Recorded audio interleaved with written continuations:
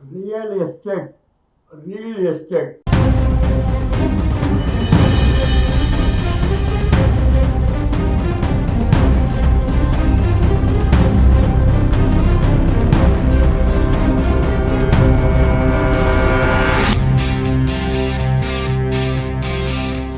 பெரிய பெரிய பில்டர்ஸ் எல்லாம் அக்ஷயா, விஜயன், காசா கிராண்ட், பெரிய பெரிய பில்டர்ஸ், இன்னும் மல்டி ஸ்டோரி பில்டர்ஸ் எல்லாம் வீடு கட்டி தர்றதுக்கு வீடு கட்டுறேன், just 59 lakhs, just 60 lakhs, just 63 lakhs, just 25 lakhs அப்படின்னு சொல்லி சினிமா நடிகர்களையும் நடிகைகளையும் கவர்ச்சி விளம்பரத்தை கொடுத்து கவர்ந்து வீடு கட்டினு சொல்ல ஒரு மாடல் ஹவுஸை காமிச்சு புக் பண்ணிடுறாங்க.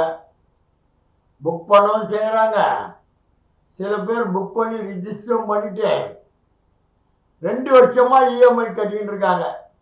2 வருஷம் 2.5 வருஷமா இஎம்ஐ கட்டின்னு இருக்காங்க. போகாத வீட்டுக்கு, போகிற வீட்டுக்கு வாடகை கொடுத்துருந்தா கூட அந்த வாடகையாவது வாடகை வீட்டில் இருந்துக்கலாம்.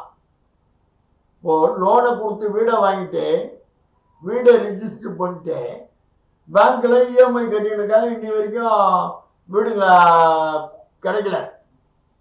அந்த வகையில் ஒரு 70 பேர் சஃபர் ஆகியிருக்காங்க. 60-70 பேர் சஃபர் ஆகியிருக்காங்கன்னு சொல்கிறாங்க. எங்களுக்கு கிடைச்ச தகவல், ஒரு சில பேர் எங்களுக்கு கிடைச்ச தகவலை விசாரிச்சு சொல்ல 60-70 பேர் இருக்கும். அக்ஷயா பிளாட்டுன்னு கோவூரில் ஏதோ கேஸ் தகராறு அது இதுன்னு சொல்லிட்டு இருக்காங்க. அதெல்லாம் இருந்தால் கூட இப்போ வீடு வாங்கினவங்களுக்கு வந்து கொடுத்தாகணுமோ இல்லையா? டிஓ மட்டும் வாங்கிட்டு இருக்காங்க. இஎம்ஐ பாட்டு போய்கிட்டே இருக்கு. லோன் வாங்கிட்டாங்க, இஎம்ஐ பாட்டுக்கு வாங்கியிருக்கிறவங்களுக்கு பாவம் போய்கிட்டே இருக்கு. இதுக்கெல்லாம் நஷ்ட ஈடு கொடுப்பாங்களா இந்த பில்டர்ஸ்னா? விஜயன் எங்க பாரு விஜயன்ல பிரச்சனை இல்லாத இடமே விஜயன்ல இல்லை. 32 பிளாட்டு, 2620 வீடு, பிரிஸ்டீஜ். ஐயப்பன் தாங்கல் பஞ்சாயத்தில் கட்டினாங்க. 10 வருஷம் ஆச்சு. சிஎம்டிஆர் பணம் கட்டலன்னு கோர்ட்டு கேஸு, சுப்ரீம் கோர்ட்டு வரைக்கும் போச்சு. ஒரு 10 பிளாக்குக்கு கரண்ட்டே கொடுக்கல. இப்போ அந்த ஏரியாவும் எம்எல்ஏவும், ஆனந்தூர் தொகுதி எம்எல்ஏவும் மாவட்ட அமைச்சர் அன்பரசன் தலையிட்டு அது ஏதோ பண்ணி செட்ரேட் பண்ணி பணத்தை சிஎம்டிஏ கட்டி 10 பிளாக் கரண்ட் கொடுத்துருக்காங்க. ஆனால் ஹவுசிங் சொசைட்டிக்கு இது வரைக்கும் பிரிஸ்டீஜினுடைய ஹவுசிங் சொசைட்டிக்கு பிரிஸ்டீஜ் ஆண்டர் பண்ணல. கழிவுநீர் வசதி கிடையாது. எவ்வளோ லாட் ஆஃப் ப்ராப்ளம்.